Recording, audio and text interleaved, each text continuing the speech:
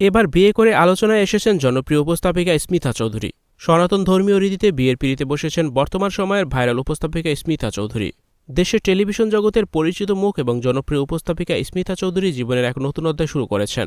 সম্প্রতি সনাতন ধর্মীয় রীতি মেনে আড়ম্বরপূর্ণ অনুষ্ঠানের মাধ্যমে বিবাহ বন্ধনে আবদ্ধ হয়েছেন তিনি। সামাজিক যোগাযোগ মাধ্যমে তার বিয়ের ছবি ও ভিডিও ছড়িয়ে পড়তেই তা দ্রুত ভাইরাল হয়ে যায় এবং দর্শকদের মধ্যে ব্যাপক কৌতূহল ও আলোচনার সৃষ্টি করেছে। তবে স্মিতা চৌধুরীর বিয়ে যেন রহস্য আর বিস্ময়ে ঘেরা। স্মিতা চৌধুরীর বিয়ের খবরটি অনেকের কাছেই ছিল বড় সারপ্রাইজ। দীর্ঘদিনের জনপ্রিয় উপস্থাপিকার ব্যক্তিগত জীবন নিয়ে সাধারণ মানুষের মনে কিছুটা অস্পষ্টতা ছিল। অনেকেই ধারণা করতেন তিনি মুসলিম পরিবারের সন্তান, কিন্তু সনাতন ধর্মীয় রীতিতে বিয়ের সাথে তাকে দেখে ভক্তদের মাঝে বেশ বিস্ময় কাজ করেছে।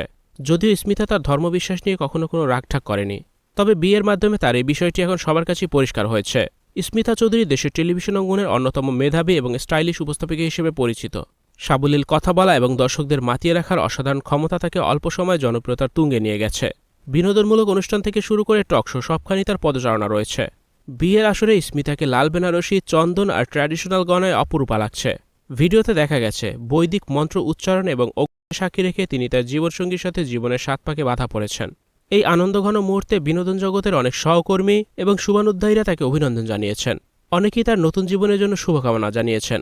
তবে ধর্ম নিয়ে বিভ্রান্তি থাকলে অধিকাংশ নেটিজেন বিষয়টিকে ইতিবাচকভাবে গ্রহণ করেছেন।